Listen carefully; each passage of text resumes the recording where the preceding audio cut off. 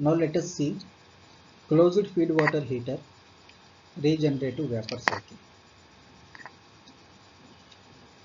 The main difference between open feed water heater and closed feed water heater is, in case of open feed water heater, there is a direct contact between extracted steam and condensate.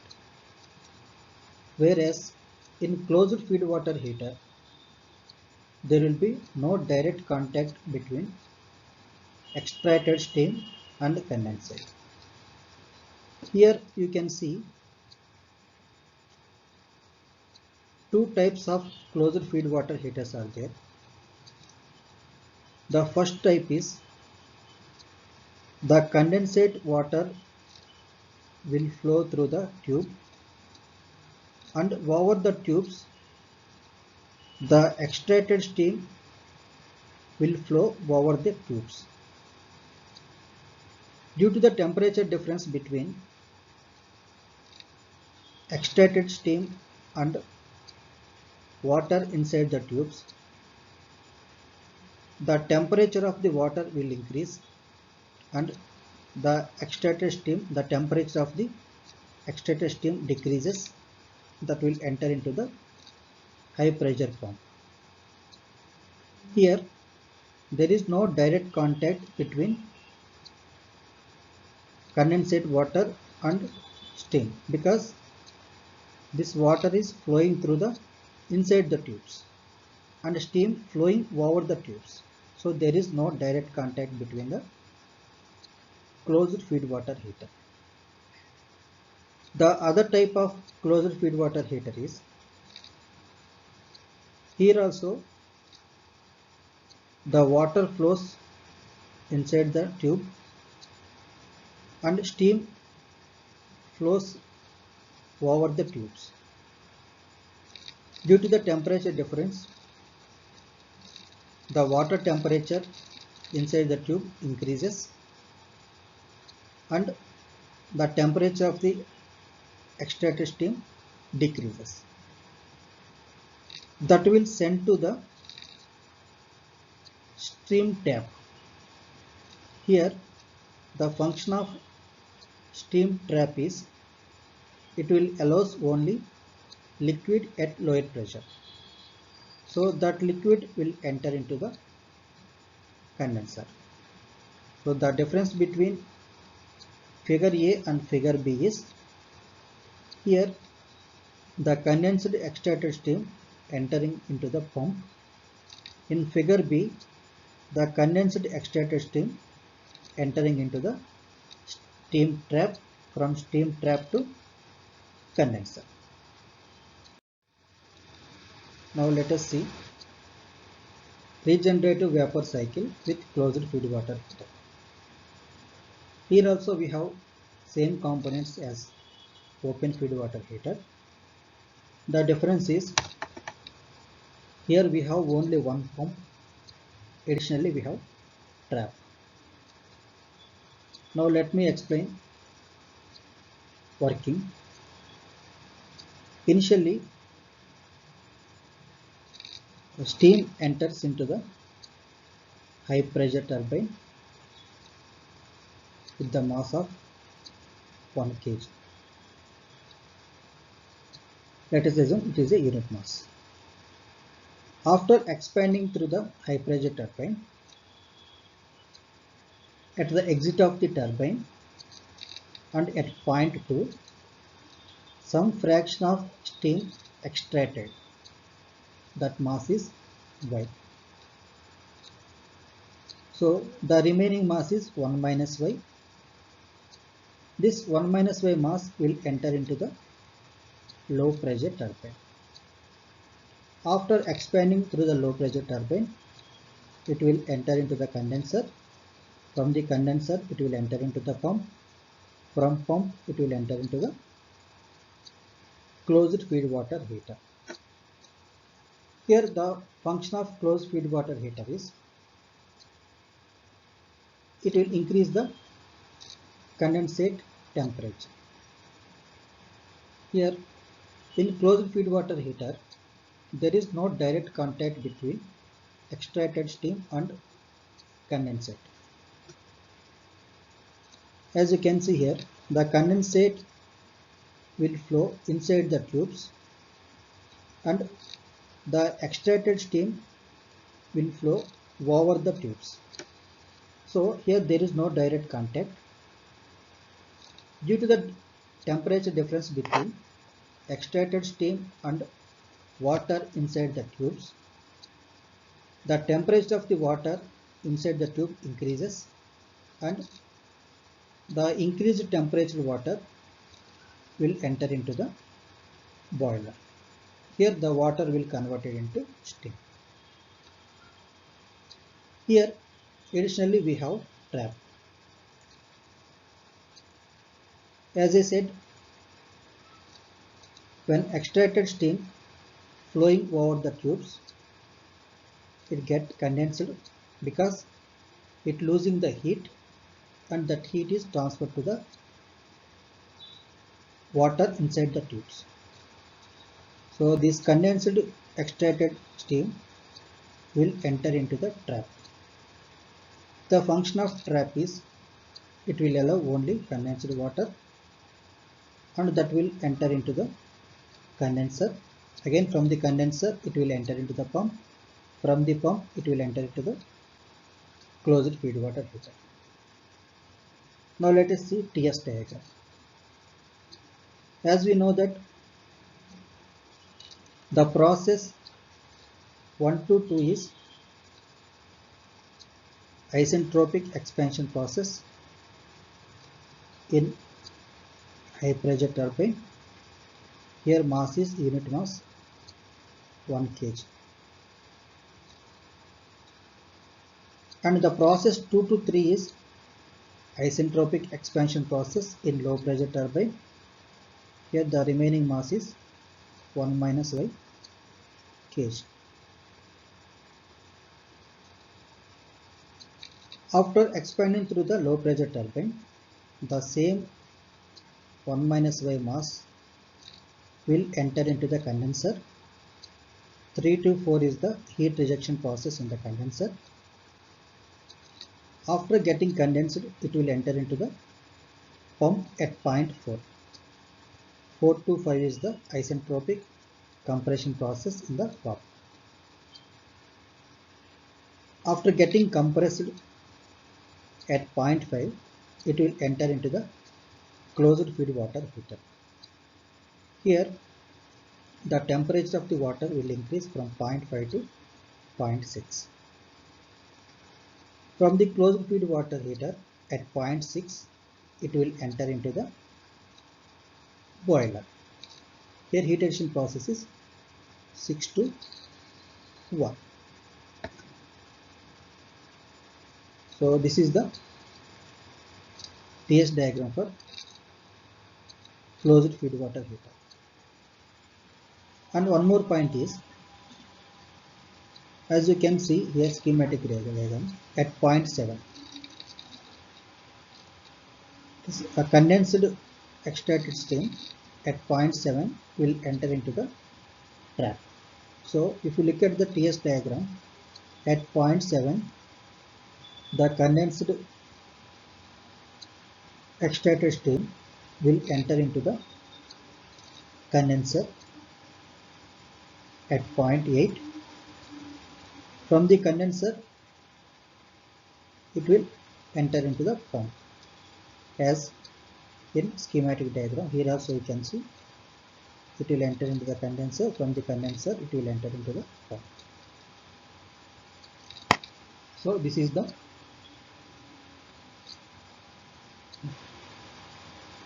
regenerative closed feed water. Now let us calculate the fraction of y extracted at 0.2 at the exit of the high pressure turbine, that is mass of y. This y value can be calculated by applying the conservation of mass and conservation of energy to the closed feed water heater. So here also we apply first law to the closed feed water heater.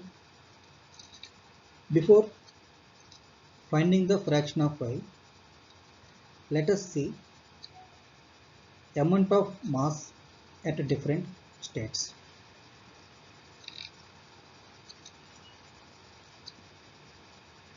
Now from point 2, mass of y passing over the tubes and the same mass of y entering into the trap. From the trap it is entering into the condenser. But here in the condenser we have 1 minus y mass. So in the condenser 1 minus y mass and y mass from the trap both are mixing in the condenser.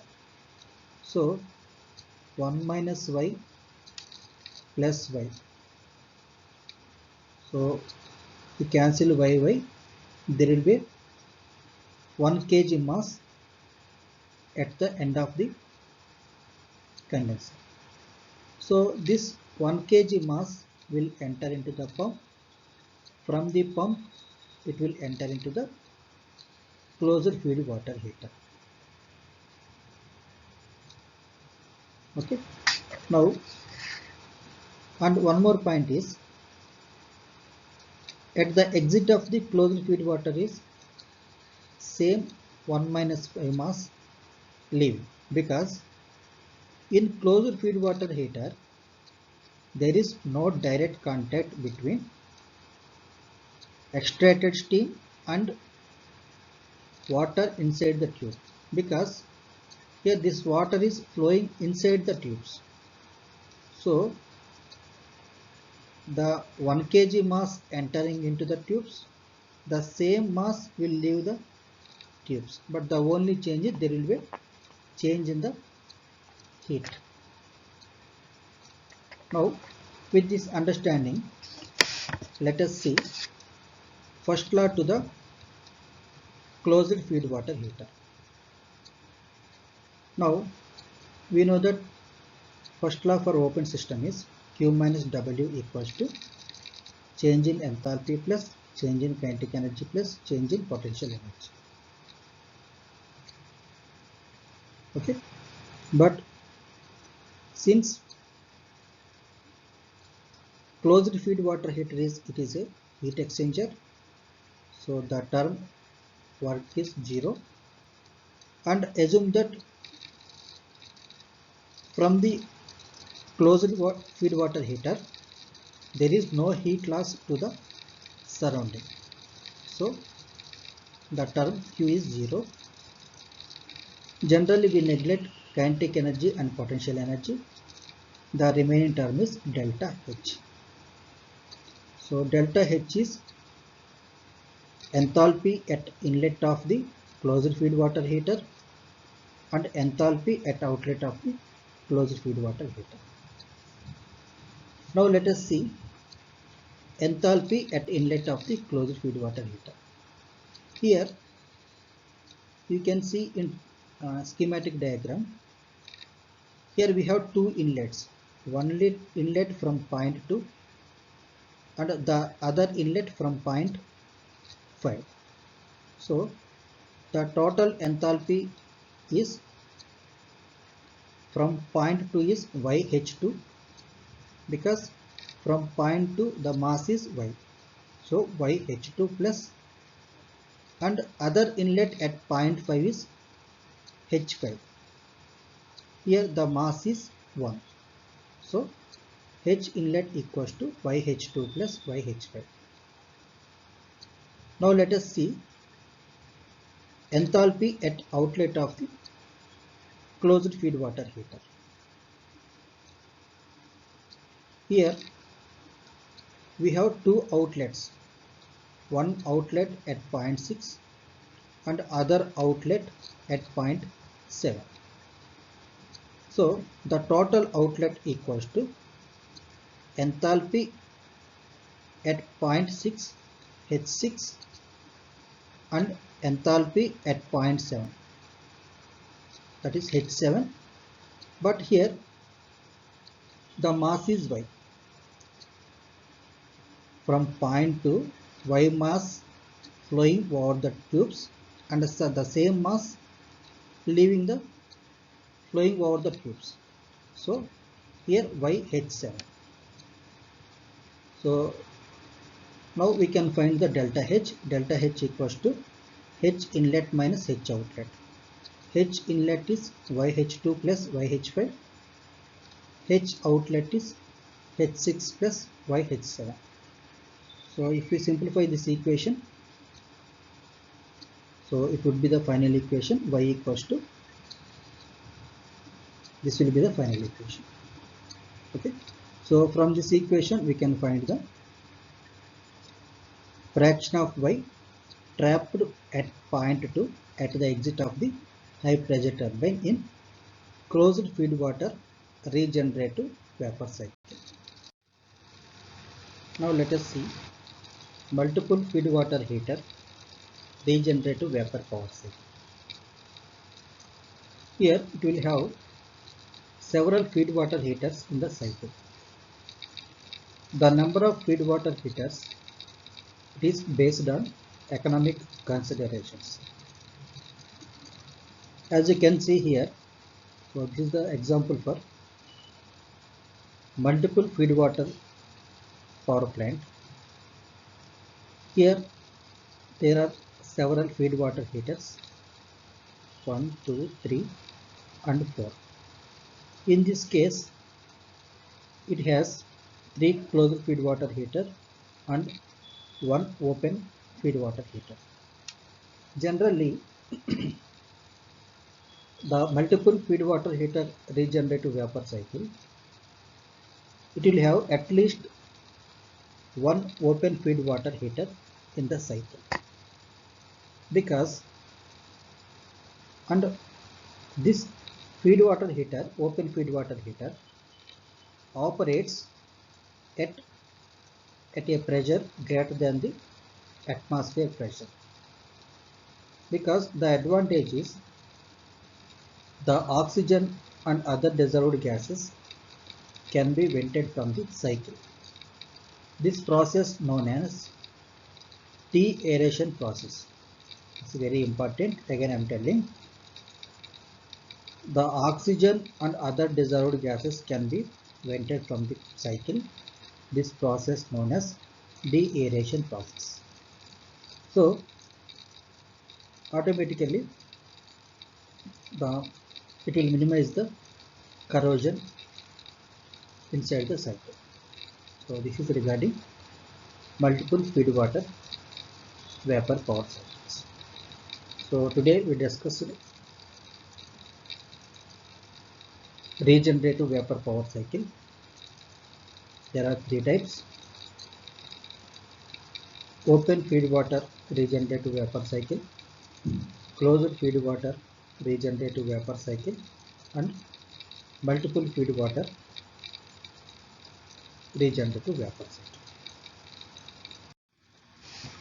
Generally, demineralized water is used as a working fluid in majority of vapor power plants because it is plentiful, low cost, non-toxic, chemically stable and relatively non-corrosive. So these are the advantages of the demineralized water when we use in the vapor power plants. The other type of Rankine cycles are in terms of working fluids known as organic Rankine cycles. Here organic substances are used as a working fluid instead of water. The commonly used organic substances are pentane, mixtures of hydrocarbons, commonly used refrigerants, ammonia and silicon oil. These are the commonly used organic substances in organic Rankine cycle. Here the advantage is these organic substances will have lower boiling point when compared to the water. So because of this low boiling point, it will allow the Rankine cycle to produce power from low temperature sources. So the efficiency of the cycle will increase. Now let us see binary vapor cycle. It is other form of vapor cycle. It is coupled with two Rankine cycles. The advantage is energy discharged by the one cycle is the input for other cycle. Let us see binary vapor cycle, which is shown in the schematic diagram. Here this binary vapor cycle coupled with two Rankine cycles. Those are cycle 122, 223, 324 and 421. So let me write here 122, 223, 324 and 421. This is cycle 1. The other cycle is A to B, B to C, C to D and D to E. A to B, B to C, C to D and D to D. So this is other cycle. Two cycles are coupled in a binary vapor cycle. Here the advantage is it has common heat exchanger. So this is the heat exchanger. This heat exchanger serves as a condenser for first cycle. So this is the condenser, and the same heat exchanger serves as a boiler for second cycle. So this is the boiler for second cycle. Okay, let me explain in detail. As we know that steam from the boiler will enter into the turbine. From the turbine it will enter into the condenser. So this is the condenser for first cycle 122, 223 and 324.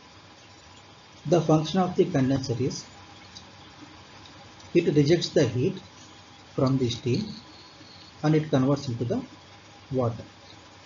So this rejected heat is input to the second cycle, so which is boiler. Again I am repeating, rejected heat from the first cycle is input to the second cycle. The same heat we are using in the second cycle. So generally this second cycle it may have low boiling point working fluid. So this heat is enough to convert the working fluid into vapor in the second cycle. The advantage is here we are saving the energy by energy discharge from one cycle is the input for other cycle. So that the efficiency of the cycle will be increased. So this is regarding binary vapor cycle.